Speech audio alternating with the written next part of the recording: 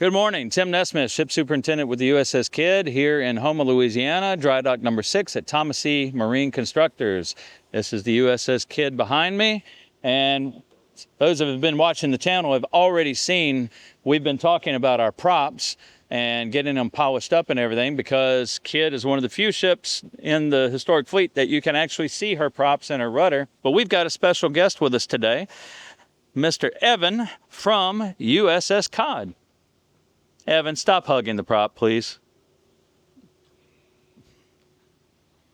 All right, fine. But as you said, most historic fleets don't have theirs, and certainly the ones that do, they're not visible like yours. On most American fleet submarine museums that exist, and I believe there are about 15 to 16 of them, most of them do not have their propellers. KIDD does not have ours. They were scrapped when KIDD was in mothballs before it was brought to Cleveland. Now, I just want to take this opportunity, if you don't mind, to dispel a myth that's circulated around the Cleveland area and the Great Lakes area. Some people think that because of the Rush-Bagot Treaty, which was signed after the War of 1812, which in theory demilitarized the Great Lakes, they think that's the reason why it was scrapped. Absolute nonsense. I need to say it one more time. Absolute nonsense. The screws on KIDD were scrapped because they assumed that after KIDD had served as a Naval Reserve trainer, which she did from 59 to 71, they thought it was going to be scrapped. So they thought there was no point in it having screws on board at all. When it was brought to Cleveland, it wasn't under its own power because there were no screws. That's another myth. People think that KIDD did some cruises on the Great Lakes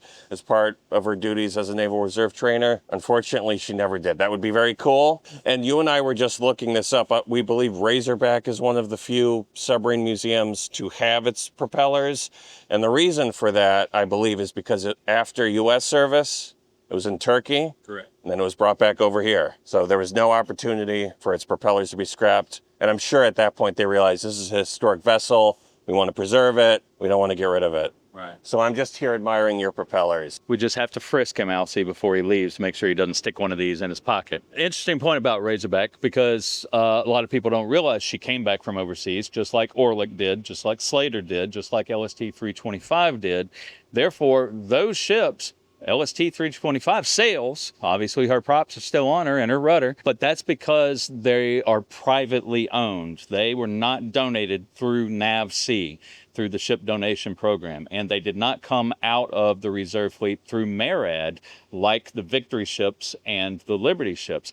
Completely different contracts. Evan, while we're here talking about the props and propulsion, you said KIDD did not make any cruises on the Great Lakes, even as a reserve ship, because they had removed this, anticipating scrapping. That's probably the case with all of the other subs that don't have them. Evan, I want to also follow up. She got rid of her props because they didn't expect her to be around much longer after reserve duty and everything. A lot of the subs not having either the props, some of them not having the rudders. KIDD has her rudder, okay?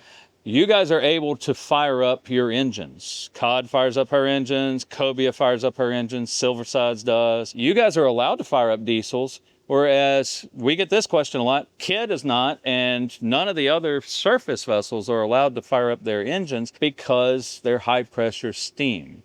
And the Navy is terrified that there will be a steam pipe burst, people will get killed.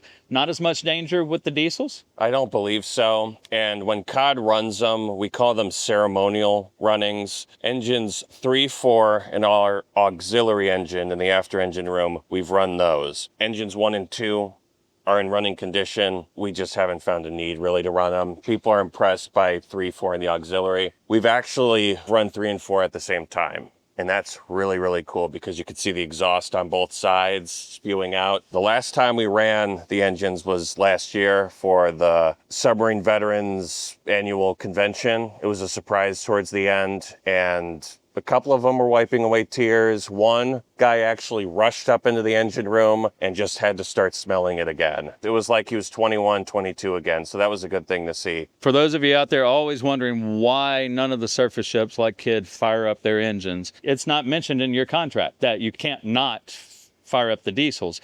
But in all of the surface ships that have steam power, like KIDD, like Texas, like New Jersey, there's a prohibition in our contracts with NAVSEA that says you shall not fire up these engines. And it's much easier to fire up a diesel engine. They still make diesel. Bunker C, making steam, running steam lines that haven't been pressurized for 50, 60 years, much bigger safety issue. They're trying to phase Bunker C out because it's not environmentally friendly. That's why in the comment section, you'll hear us say, can never happen, too expensive, not safe, we're not allowed. But you guys don't have that clause. That's part of the reason. I just want to say one more thing. There is kind of another myth. People assume that because we can run our engines and because we looked good coming out of dry dock, they thought we were running under our own power. So I just want people to know that when we went to dry dock, we were not under our own power. We've never taken it out for cruises. I actually encountered a gentleman about a month ago who said, yeah, my brother, he took a cruise on the KIDD in 1965. They went out in the Great Lakes and dove, and I just let him go. It was a good story, but unfortunately, it's not true. Yeah, and we ran into that this past weekend where Cobia was towed to dry dock up in Sturgeon Bay, and everybody was asking, she's under her own power. No, she's not.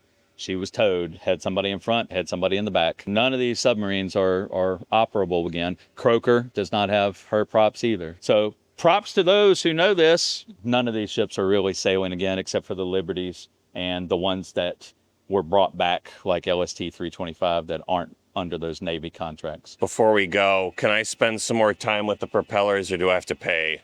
Oh, let's see. I'll give you about 10 minutes more and then the meter starts. All right, sounds good. All right, get to it. I'm Tim NesSmith. Thanks for watching. We'll see you next time.